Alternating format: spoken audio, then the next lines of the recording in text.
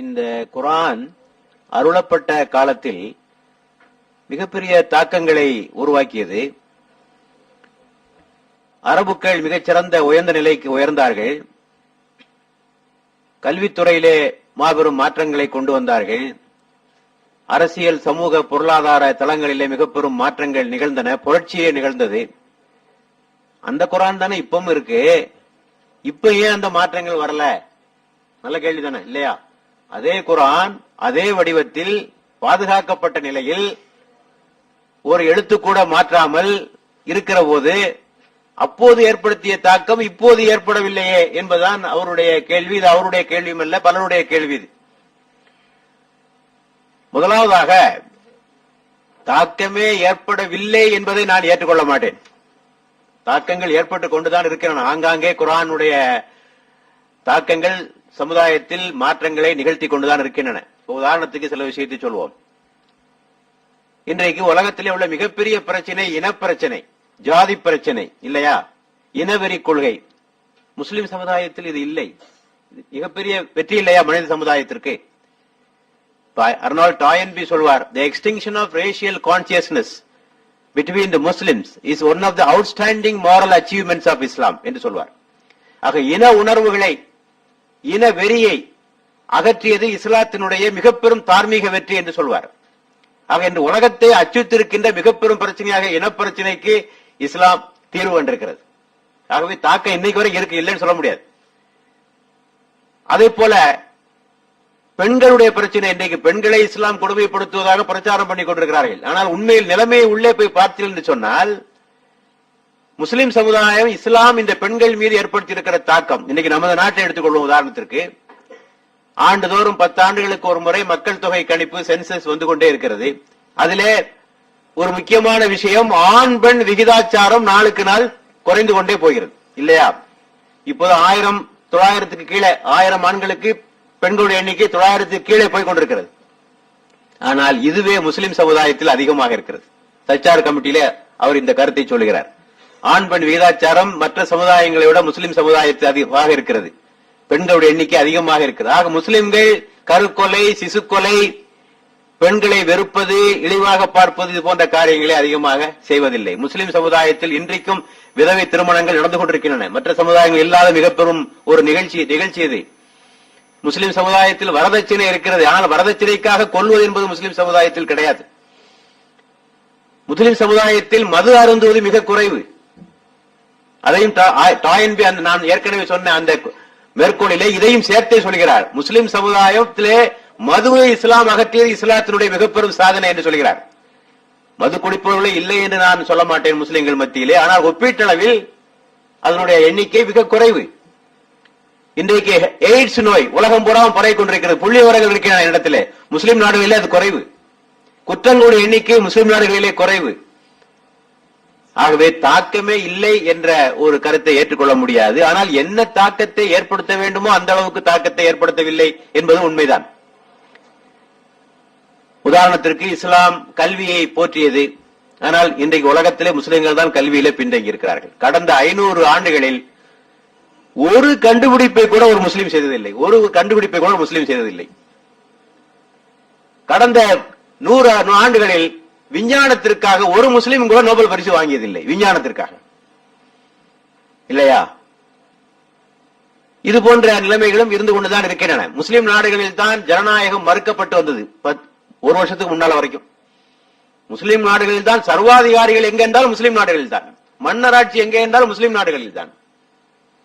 இஸ்லாம் ஜனநாயகத்தை பற்றி பேசியது, ஆனால் முஸ்லிம்கள் அதை மறுத்தார்கள். ஆக இப்படி இருண்ட பக்கம், வெளிச்சமான பக்கம் என்று இரண்டுமே உண்டு.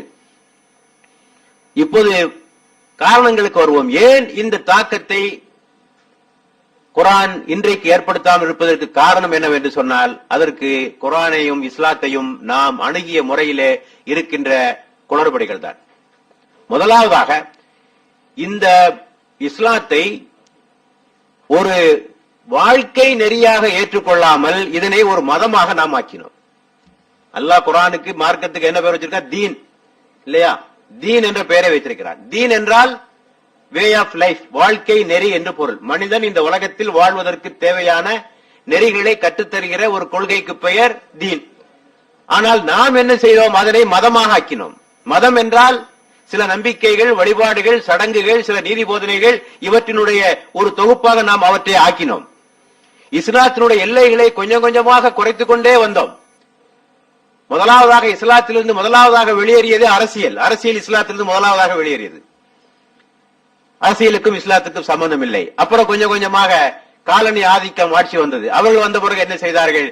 தனியார் சட்டத்தை மட்டும் வச்சுக்கோ, வேற ஒண்ணு இஸ்லாத்துக்கு சம்பந்தம் கிடையாது, மற்ற சட்டங்களை எல்லாம் பிரிட்டிஷ் சட்டங்களை நீ பின்பற்றிக்கொள் அல்லது பிரெஞ்சு சட்டங்களை பின்பற்றிக்கொள் என்ற நிலையை உருவாக்கினார். ஆக கொஞ்சம் கொஞ்சமாக அவர்களுடைய கல்வி திட்டத்திற்கு நாமும் பலியாகி கொஞ்சம் கொஞ்சமாக கடைசியாக இஸ்லாம் என்றால் இந்த 5 தூண் தான், தொழுக, நோன்பு, ஜக்காத்து, ஹஜ்ஜி, கலிமா, இதை தாண்டி ஒன்றும் கிடையாது என்ற ஒரு நிலைக்கு நாம் சுருங்கி போனோம்.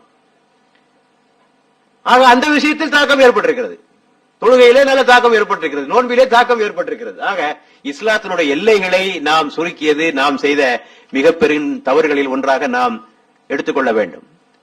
அடுத்தபடியாக நாம் இஸ்லாத்தை வேறொரு கண்ணோட்டத்தில் பார்க்கவும் தவறிவிட்டோம். இஸ்லாம் இந்த உலகத்தில் ஒரு நீதியான சமுதாயத்தை உருவாக்க வந்த ஒரு கொள்கை என்பதை நாம் மறந்துவிட்டோம்.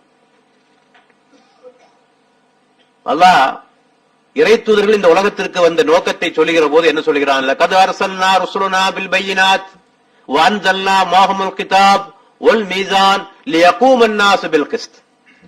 நாம் இறை தூதர்களுக்கு தெளிவான சான்றுகளை அனுப்பினோம், மீசான் என்று சொல்லக்கூடிய துலாக்கோலை அனுப்பினோம், வேதத்தை அனுப்பினோம். இத்தனையும் எதற்காக? லியகூமன் நாஸ் பில் கிஸ்த், மனிதர்களுக்கு மத்தியிலே நீதியை நாட்டுவதற்காக. ஆக ஒரு நீதிமிக்க ஒரு சமுதாயத்தை உருவாக்குவதற்காக. உருவாக்கினார்களா இல்லையா இறை தூதர்கள்? இல்லையா? ஆது கூட்டத்தார் செய்த அக்கிரமங்களை ஒழித்தார்கள், சமூக கூட்டத்தார் செய்த அற்கரங்களை சாலிஹ் அலைஹிஸ்ஸலாம் ஒழித்தார், நம்ரூதுடைய கூட்டத்தை இப்ராஹிம் அடக்கினார், ஃபிரௌனுடைய கொடுமைகளை மூசா அலைஹிஸ்ஸலாம் தடுத்து நிறுத்தினார், அளவைகள் நிர்வகிகளில் மோசடி செய்த மக்களை ஷுஐப் திருத்தினார், ஓரின சேர்க்கையில் ஈடுபட்டிருந்த மக்களை எதிராக லூத் போராடினார். இல்லையா? செய்தார்களா இல்லையா? வெறும் தொழுகை நோன்பு மட்டுமா ஏவி கொண்டிருந்தார்கள்? பெருமானாரை பற்றி குர்ஆன் என்ன சொல்கிறது? யாமுருஹும் பில் மாரூஃப் வ யன்ஹாஹும் அனில் முன்கர் வ யஹில்லு லஹுமுத் தய்யிபாத் வ யஹர்ரிமு அலைஹிமுல் ஹபாயித வ யலவு அன்ஹும் இஸ்ரஹும் வல்லாலால் அல்லதி கானத் அலைஹிம். அவர் நன்மையை ஏவுவார், தீமையை விலக்குவார், நல்லவற்றை உங்களுக்கு ஆகுமானதாக ஆக்கி வைப்பார், கெட்டவற்றிலிருந்து உங்களை தடுத்து விடுவார், உங்களை அழுத்திக் கொண்டிருக்கின்ற சுமைகளை அகற்றுவார், உங்களை பிணைத்திருக்கிற விலங்குகளை ஒழிப்பார். சொல்லுதா இல்லையா குர்ஆன்? இறை தூதர் எதற்காக வந்தார்? விலங்குகளை ஒழிப்பதற்காக, சுமைகளை நீக்குவதற்காக வந்தார். ஆக இப்படி இஸ்லாம் ஒரு விடுதலை கொள்கை, மனிதனுக்கு நீதி வழங்குகிற ஒரு கொள்கை என்பதாக குர்ஆன் சொல்லுகிறது. ஆனால் அந்த கண்ணோட்டத்தை நாம் மறந்துவிட்டதும் ஒரு காரணமாக இருக்க வேண்டும். இஸ்லாம் உலகத்தில் பரவியதற்கான காரணங்களை வரலாற்றாசிரியர்கள் சொல்லுகிற போது 3 பகுதிகளில் 3 காரணங்களுக்காக இஸ்லாம் பரவியதாக சொல்கிறார்கள். மத்திய கிழக்கிலே இஸ்லாம் பரவியதற்கு முக்கியமான காரணம் அன்றைய ரோம பாரசீக மன்னர்களுடைய கொடுமையிலிருந்து காக்கிற ஒரு கொள்கையாக இஸ்லாம் பரவியது. ரோமர்களும் பாரசீகர்களும் அன்றைய மக்களை கொடுமைப்படுத்திக் கொண்டிருந்தார்கள். அவர்களிலிருந்து விடுதலை பெறுகிற ஒரு மார்க்கமாக இஸ்லாம் மத்திய கிழக்கிலே பரவியது. ஆப்பிரிக்க நாடுகளிலே இஸ்லாம் பரவியதற்கு காரணம் காட்டுமிராண்டித்தனம், அனிமிசம் என்று சொல்லக்கூடிய அந்த மக்கள் பின்பற்றி வந்த சூனியம் மற்றும் மூட நம்பிக்கைகள், நரபலி போன்ற கொள்கையிலிருந்து மக்களை காக்கிற மார்க்கமாக அந்த மண்ணிலே இஸ்லாம் பரவியது. இந்திய திருநாட்டை பொறுத்தவரையிலே ஜாதி கொடுமையிலிருந்து மக்களை பாதுகாக்கிற ஒரு மார்க்கமாக இஸ்லாம் பரவியது.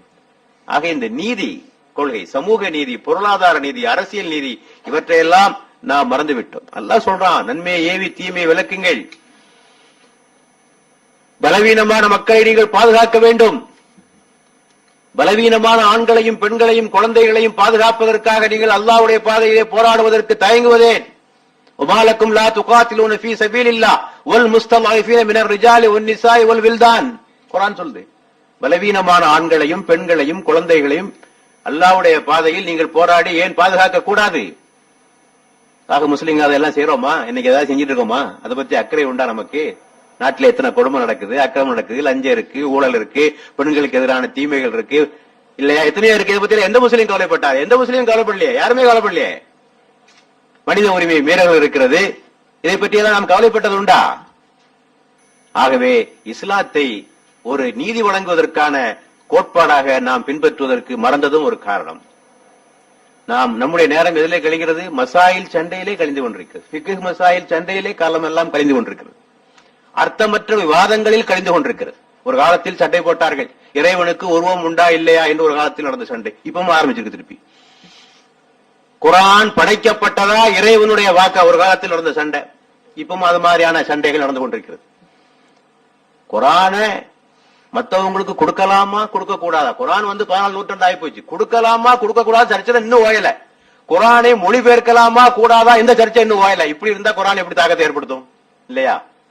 ஆகவே குர்ஆனுடைய எல்லைகளை கொஞ்சம் கொஞ்சமாக நாம் சுருக்கினோம்.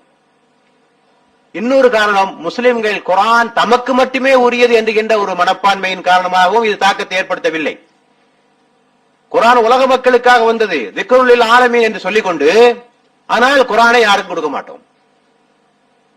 ஆக இந்த தாக்கம் ஏற்படாமல் போனதற்கான காரணத்தை சொல்கிற போது, ஒன்று, நாம் இஸ்லாத்தை ஒரு மார்க்கமாக அல்லாமல் மதமாக ஆக்கியது, இஸ்லாத்தை மனிதனுக்கு நீதி வழங்குகிற ஒரு கொள்கையாக, விடுதலை கொள்கையாக நாம் ஆக்காமல் வெறும் சட்டதிட்டங்களுடைய தொகுப்பாக மாற்றியது, இஸ்லாத்தை அனைவருக்கும் உரியது என்ற நிலையில் இருந்து மாறி நமக்கு மட்டுமே உரியது என்று மாற்றியது. இப்படி பல தவறுகளை செய்த காரணத்தினால் இந்த நிலை உருவாயிருக்கிறது. அத்தோடு குர்ஆனை நம்மிலே பலர் படிக்கிறதே இல்லையே, படிப்பதே இல்லையே. படித்தால் அல்லவா தாக்கத்தை ஏற்படுத்தும்? படிப்பதே இல்லை, வாசிப்பதே இல்லை.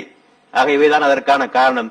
எப்படி சஹாபாக்கள் அந்த குர்ஆனை அணுகினார்களோ அதே கண்ணோட்டத்தில் நாமும் அணுகிற போது குர்ஆன் ஆரம்ப காலத்தில் என்ன தாக்கங்களை ஏற்படுத்தியதோ அதே தாக்கங்களை இப்போதும் ஏற்படுத்தும்.